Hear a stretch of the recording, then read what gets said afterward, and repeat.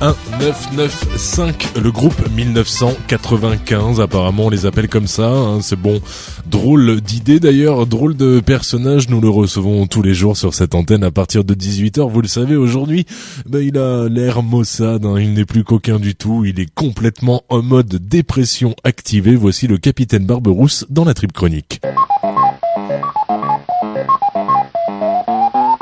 Pour ceux qui ne me connaissent pas, je m'appelle 87 3 214 45. Nous sommes tellement nombreux qu'il est plus facile de nous nommer par nos numéros matricules que par nos vrais noms. Au sein de l'administration dans laquelle je suis incarcéré, je cohabite avec plus de 300 détenus. Comme eux, j'ai pris perpétuité. Perpétuité pour comportement social abusif. Nos matons nous observent comme des fourmis et nous surveillent depuis leur tour d'où soufflent des puissants ventilateurs. À travers des écrans plasma et des haut-parleurs, ils nous dictent ce qu'on doit faire. Pire, ils nous disent ce à quoi on doit penser. C'est un moyen très efficace de contourner l'impossibilité de nous dire comment penser. Nous sommes tous depuis longtemps résignés, car nous avons compris que désobéir est sanctionné par un isolement total, bien plus insupportable. Si nous survivons, c'est grâce aux liens qui nous unissent, mes co-détenus et moi-même. Même si nous savons que c'est dans l'intérêt de notre administration de maintenir et d'entretenir ces liens. Peu à peu, nous perdons toute faculté de jugement, d'humanité et de raison, manipulés par la pseudo-réalité que nous donne à voir l'administration. Le peu de conscience qu'il nous reste nous permet de nous approprier notre prison, mais pas de nous en évader. Ma prison n'a ni mur ni armes. Elle est équipée de hautes technologies grâce auxquelles elle peut s'affranchir des barbelés traditionnels. Ma prison n'a pas de barreaux, mais des touches qui déclenchent des signaux d'alerte au moindre contact de nos doigts.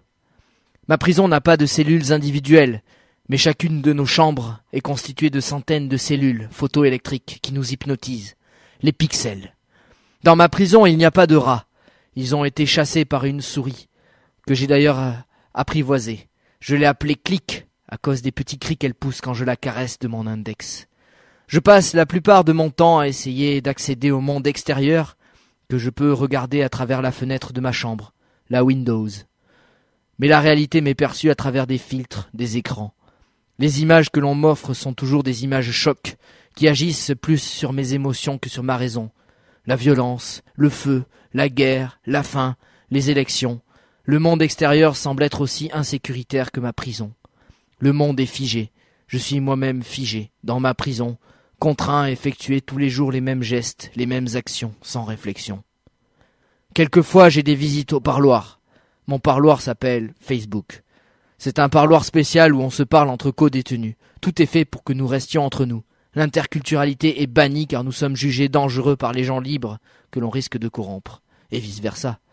L'administration a décidé de nous enfermer dans un type de comportement social qu'elle peut contrôler, un système fermé où nous n'interagissons qu'entre prisonniers. Le quotidien est dur à vivre. Pour lutter contre l'ennui, je ne peux plus m'évader à faire du sport, de la musique ou autres dérivatifs réels, comme la danse en tutu. Je suis attaché, dévitalisé. Vous voyez, je n'arrive même plus à parler avec ma langue. Incapable ne serait-ce que de détourner le regard des pixels hypnotiseurs. Si je tente de m'enfuir par le divertissement réel, l'ordre des matons siffle aussitôt et m'impose de répondre à tel stimuli, à tel ou tel message, à aller voir ce qui se passe à travers la Windows pour m'hypnotiser de nouveau. Du coup, l'administration, pour éviter les suicides en prison, a prévu quelques dérivatifs. Les divertissements virtuels personnalisés. World of Warcraft et autres. À quand le premier accouplement virtuel ? Il risque de changer la face du monde. Amis prisonniers, co-détenus, toi aussi de l'administration numérique, si toi aussi tu te sens impuissant face au pouvoir de cette prison, si toi aussi tu regardes passer le monde réel sans en faire partie, bienvenue dans mon monde. Toi aussi, tu es atteint du syndrome de l'ordinateur. Bienvenue dans le Web 2.0.